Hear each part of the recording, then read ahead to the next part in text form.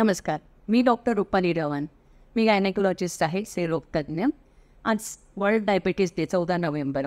तर आपण डायबिटीस आणि लघवीचे होणारे इन्फेक्शन यांचा एकमेकांशी काय संबंध आहे ते जाणून घेऊयात. तर लघवीचे होणारे जे इन्फेक्शन आहे, युरिनरी ट्रॅक्ट इन्फेक्शन, हे डायबिटीस असलेल्या लोकांमध्ये जवळजवळ 2 ते 3% जास्त प्रमाणामध्ये हा लघवीचे इन्फेक्शन डायबिटीसवाल्या लोकांमध्ये जास्त प्रमाणात आढळते. जर डायबिटीसमध्ये तुमची शुगर कंट्रोल नसेल आणि ती अनकंट्रोल शुगर आहे, बॉडीचे सिस्टीम्स असतात, ती बॉडीमधला जो पण वेस्ट आहे, प्रॉब्लेम आहे, ते आपल्या एक्सक्रेटरी किडनीच्याद्वारे ते बाहेर फेकण्याचा बॉडी जो प्रयत्न करते. त्याच्यामध्ये किडनीसुद्धा जेव्हा शुगर लेवल तुमच्या 180 वर जातात, किडनी ही जी एक्स्ट्रा शुगर आहे ती बाहेर फेकण्याचा प्रयत्न करते आणि ही लघवी वाटे ही शुगर आहे ती बाहेर निघत असते.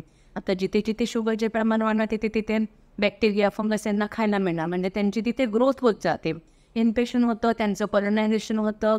हे जे इन्फेक्शन आहे, लघवीची किडनी आहे, नळ्या आहेत, लघवीची पिशवी आहे आणि तिथून मग ते नळ्यांमधून ते बाहेर येतं लघवीच्या मार्गाचे. आणि इथे जर इन्फेक्शन झालं तर हे लवकरात लवकर बरं होत नाही जोपर्यंत तुम्ही आतून शुगर कंट्रोल करत नाही.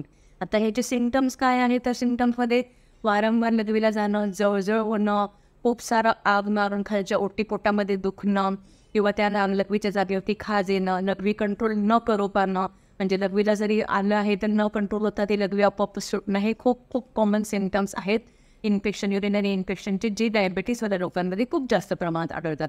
आपला याच्यामध्ये मेन एम काय आहे की आपल्याला शुगर कंट्रोल करणं गरजेचं आहे. जशी आपली शुगर कंट्रोल होते तसाही लघवी वाटे शुगर युरिनमध्ये बाहेर निघणं कमी होणार आणि आपोआपच तिथले जे कॉलोनायझेशन आहे, इन्फेक्शन आहे, ते कमी होणार.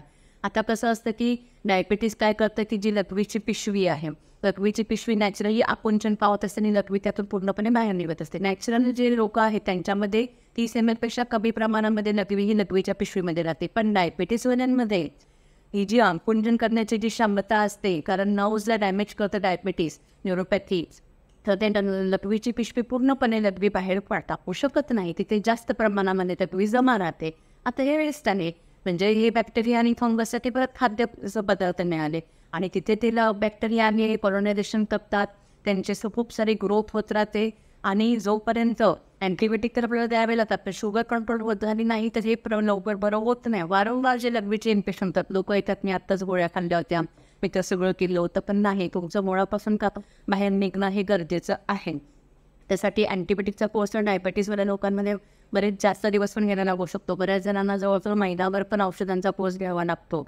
पण आपल्याला मेन मुद्दा आहे की डायबिटीसमध्ये तुमचं शुगर कंट्रोल करणं, हेल्दी लाईफस्टाईल करणं, एक्सरसाइज करणं, डाएटमध्ये प्रॉपर पथ्य पाळणं, वेळोवेळी आपली शुगर कंट्रोलमध्ये आणून त्या संबंधित डॉक्टरांना जाऊन त्याच्याविषयी तपासण्या करून आपली शुगर कंट्रोल करणं हे खूप खूप गरजेचं आहे.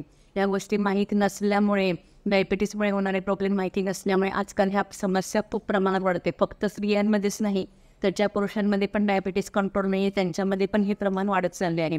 लघवी आली, लघवीला जर तोडून ठेवला, लवकर गेले नाही, वॉशरूम वापरताना लघवीची जागा, तिथे इन्फेक्शनचा सोर्स असतो, ती जागा पण प्रॉपर क्लीन केली नाही तर हे इन्फेक्शन पण होत राहतं. आपल्याला ह्याच्यासाठी काळजी घेणं तेच गरजेचं आहे की डॉक्टरांना भेटणं आहे. डायबिटीससाठी जे मी पथ्य सांगितले गोष्टी करणं गरजेचं आहे, औषधांचा कोर्स करणं गरजेचं, पण स्वच्छता राखणं सुद्धा तेवढंच गरजेचं आहे. तुम्ही तुमच्या घरी जरी असाल तर ती जागा, लघवीची जागा, ती धुवून घ्यायची आणि ती एक स्वच्छ मऊ कपड्याने पुढून मागपर्यंत अशा पद्धतीने साफ करायचं. मागून जर तुम्ही पुढे ना तर मागचं जे पण तंतू आहे ते परत लघवीच्या ठिकाणी जाणार आणि तिथून ते इन्फेक्शन होऊ शकतं. त्यामुळे जी डायरेक्शन आहे ती पण खूप महत्त्वाची आहे. आणि त्याचबरोबर जेव्हा तुम्ही कॉमन टॉयलेट बाथरूम वापरता तेव्हा तुम्ही टॉयलेट क्लिनर वापरू, सॅनिटायझर वापरू शकतात, वाईप्स वापरू शकतात, पण स्वतःला स्वच्छ पर्सनल हायजीन हे मेंटेन करणं पण तेवढंच गरजेचं आहे. आणि त्यासोबत खूप महत्त्वाचं आहे भरपूर पाणी पिणं. 3 ते 4 लिटर पाणी दिवसाला पिलं गेलं पाहिजे, जेणेकरून जी लघवी आहे ती जमा राहणार नाही, ती बाहेर निघत जाईल आणि त्याचं इन्फेक्शन होणार नाही. मला वाटतं की यातून आपण बऱ्याचशा गोष्टी कव्हर केल्या. अधिक माहिती हवी असेल तर तुम्ही आमच्या सेंटरला व्हिजिट करू शकता. धन्यवाद.